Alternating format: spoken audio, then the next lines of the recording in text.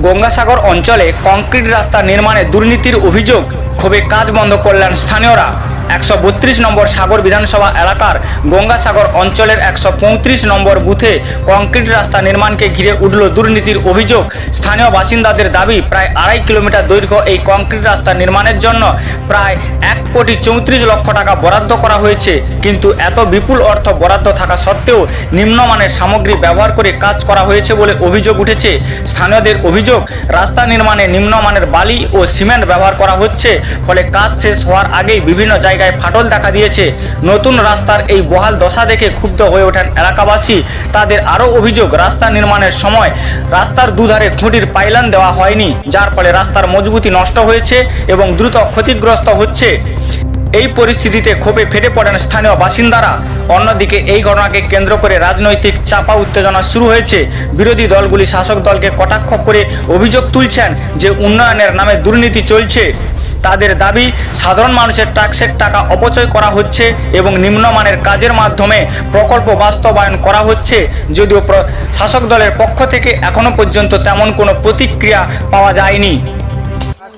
গাছের পাইলান দিয়ে রাস্তাটাকে সঠিকভাবে নিখুঁতভাবে করার কথা ছিল। আর এই রাস্তায় মায়ের মন্দিরের রাস্তা করে দেওয়ার কথা ছিল, ওই 3 ইঞ্চি করে ঢালাই দিয়ে এটাই ফেটে গেছে মায়ের মন্দিরে যেতে। আর ওইখানটায় মেন রাস্তা, ওইখানটায় যেখানে সেখানে ফেটে চৌচির হয়ে গেছে, এরকম পরিস্থিতি। তার মানে নিচে পেপার যে দেওয়া ছিল দিত, ওই মাঝখানটা পেপার দেয়নি, না দেওয়ার জন্য এই রাস্তা ফেটে যাচ্ছে। এর জন্য কাকে দায়ী করছেন? দায়ী কন্ট্রাক্টর। কতদিন ধরে এই কাজটা চলছিল? হ্যাঁ, কাজটা চলছে তো মাঘ মাস কাজ। এখনো পর্যন্ত কাজ শেষ হয়নি, কিন্তু রাস্তা ফেটে গেল। এই মুহূর্তে এই পর্যন্ত এসছে, রাস্তা ফেটে গেছে। আপনার নাম কি? আমার নাম আনন্দ বর্মা। এই যে রাস্তাটা হচ্ছে, এত নিম্নমানের হচ্ছে রাস্তাটা।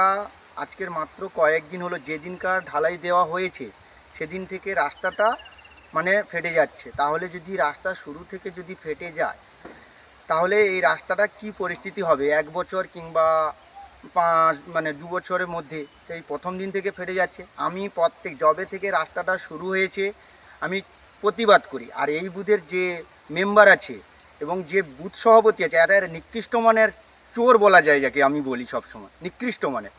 আমি যখন প্রতিবাদ করতে আসি, আমার কণ্ঠাসা আমার কণ্ঠরুদ্ধ করে দেয়। আমি যখন বলি আমাকে অমর্যাদা করে বারে বারে। এবং এই যে পাশে যে একটা যে খালে পাইলেন দেওয়ার কথা, অথচ ওরা দেয়নি বারে বারে শিডিউলে। আমরা জানি এটা যথেষ্ট একটা ভালো পরিকল্পনায় রাস্তাটা হবে, কিন্তু এত নিম্নমানের হচ্ছে। সামনে এটা গ্রাম্য বিষ্ণুপুর আদাবাড়িয়া খোপের গ্রাম্য মাতার মন্দির রয়েছে। প্রত্যেক বছর মায়ের বাৎসরিক পুজোর সময় এই 3-4 হাজার লোকের ভোগ এবং 4-5 দিন ধরে অনুষ্ঠান হয়।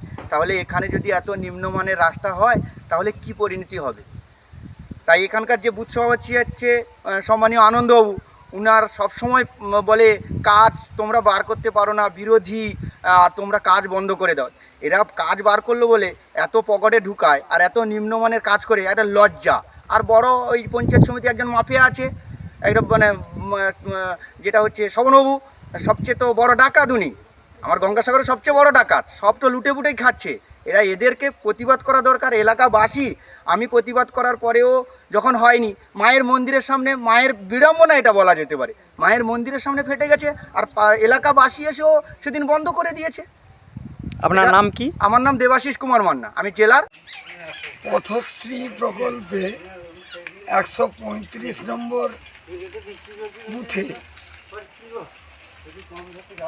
ওই রাজু সাহু বাড়ি পর্যন্ত যে 2.5 কিলোমিটার রাস্তা, যার মূল্য 1,34,03,899 টাকা, সেটার শিডিউলে একে তো শিডিউল গোপন করা হয়েছে, আর শিডিউল আমরা জেনেছি 8 ইঞ্চি ঢালাই করার কথা, গার্ডওয়াল দেওয়ার কথা এবং সেখানে পাইলেন দেওয়ার কথা।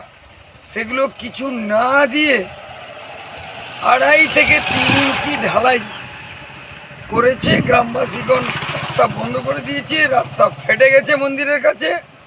সবাই বীতশ্রদ্ধ হয়ে সেই রাস্তা বন্ধ করে দিয়েছে পথশ্রী প্রকল্পে 132 বিধানসভা কেন্দ্রে গঙ্গাসাগর জিপির 135 নম্বর বুথে। এবং সেখানে মানুষ এত উৎক্ষিপ্ত যে তারা কিছুতেই শুনতে চাইছে না এবং কাজ বন্ধ করে দিয়েছে। এবং তারামা এন্টারপ্রাইজের ওই রাস্তাটি আমরা জেনেছি কোনো এক প্রভাবশালী ব্যক্তির আন্ডারে চলছে কাটমানি খাওয়ার জন্য। আমরা এর সর্বতভাবে প্রতিবাদ জানাই। কেন আমরা বিরোধীরা উন্নয়ন রুখি?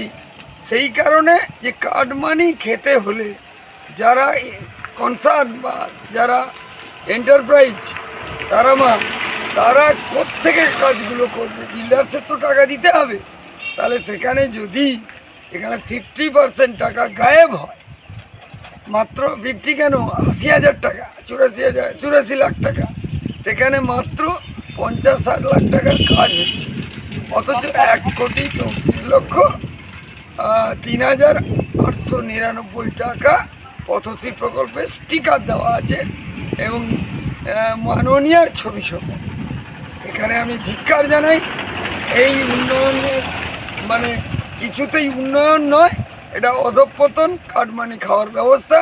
এই ব্যবস্থার বিরুদ্ধে জামাই রাজ খতম করার জন্য 26-এ নির্বাচন, জনগণের বিচার করবে। জনগণ কাজ বন্ধ করে দিয়েছে। জনগণ এই অপদার্থ ঘুষখোর মন্ত্রীকে বাধ্য করবে হারাতে এবং 20,000-এরও বেশি ভোটে আমরা হারাবো।